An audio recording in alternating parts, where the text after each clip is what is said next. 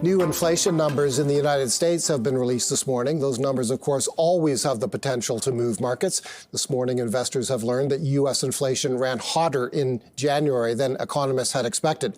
Let's talk about it with an expert in rates and fixed income. He's Earl Davis, head of fixed income and money markets at BMO Global Asset Management. Earl, good morning, and thanks for joining us. Good morning. So just let me tell viewers what was reported at 8:30 a.m. Eastern Time. The month-over-month change in the consumer price index basket in January in the U.S.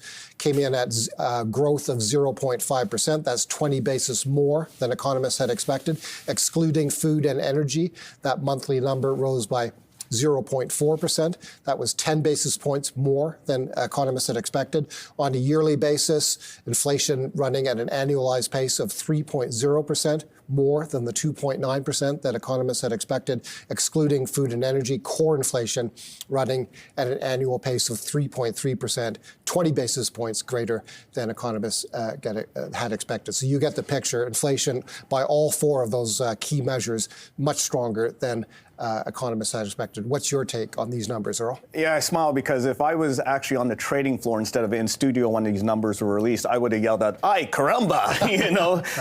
Significant impact on these with these numbers for three reasons, and let me speak to them: CPI, tariffs, and CPI and tariffs put together. Okay. What CPI represents from an inflation perspective is demand inflation. That's people buying stuff, people spending money in the restaurants.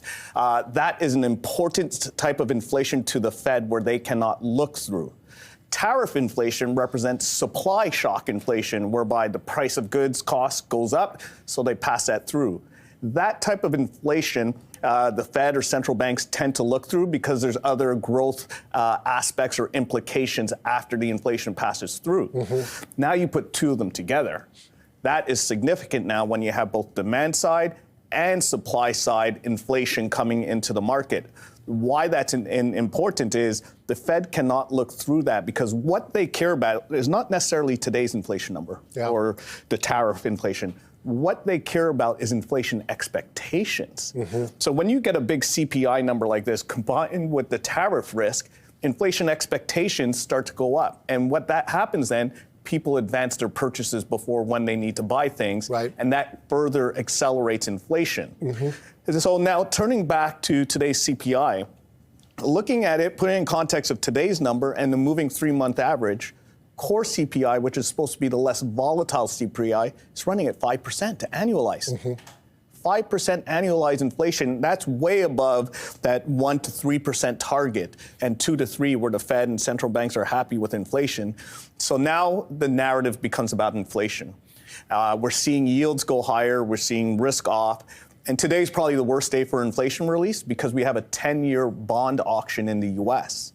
So when there's more supply of bonds hitting the market combined with these sort of numbers, it increases uncertainty and increases the yield that people want to receive those bonds at. So significant implications. So where do you get that 5% core inflation number? That's not one of the numbers released today. What? So if you take 0.4, and the actual number was 0.446 for core, you times that by 12, that's 5%. Got it. If you look at the last 3 core numbers, now your average is 0.4, that's 4.8%.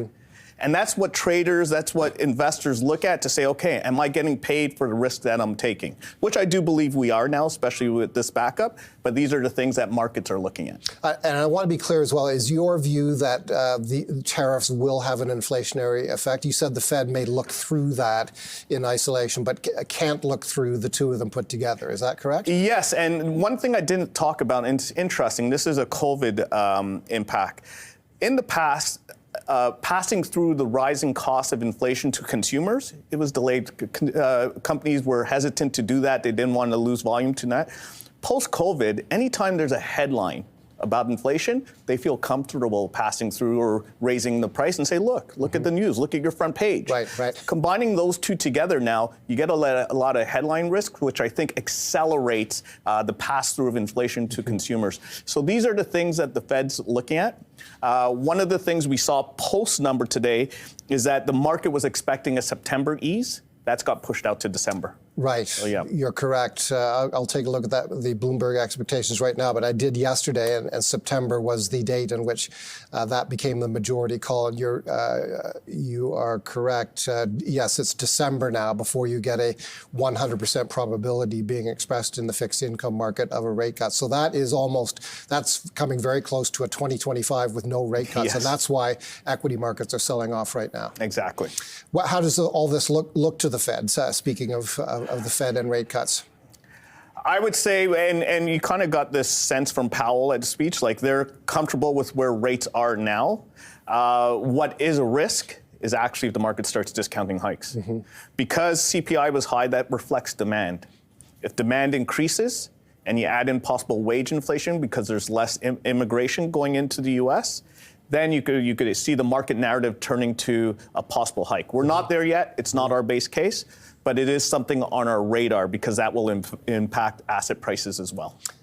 I don't know if you have an answer for this or not, but do you think we'll get a response from the White House at all? If your view on inflation is correct and we see much more stubborn inflation and an increase in inflationary expectations, I mean, he came to the White House, Donald Trump, promising to make life more affordable for Americans, and his tariff policies, as many, many economists have predicted, you're saying will add to the inflationary pressures and expectations. Do you think we may see a response from the White House here? I feel very confident saying we'll see zero response. And the reason why I feel confident, to your point, inflation was a big platform item for Trump in regards to tampering it down, getting it down.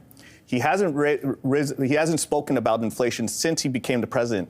As a matter of fact, during the Fox interview on Sunday, where the tariffs and steel tariffs topic came out, he was specifically asked about inflation and his outlook for it.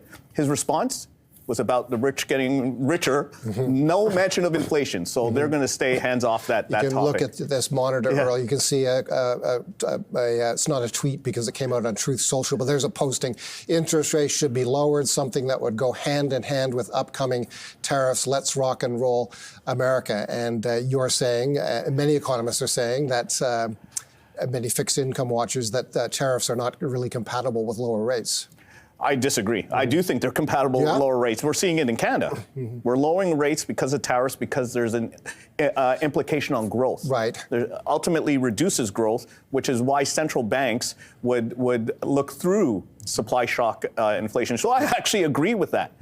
But I don't agree with it in combination with CPI. Are they negative for U.S. growth, tariffs? Yes, they are, inherently. The only way tariffs are not negative for U.S. growth is if they print or do QE again. And the reason why is, if you take U.S. growth as a pie, and that shape of the pie doesn't change because money's not being printed, and more of that pie is being taken for higher cost because of tariffs, that means there's less of that pie for investment. That means ultimately less growth.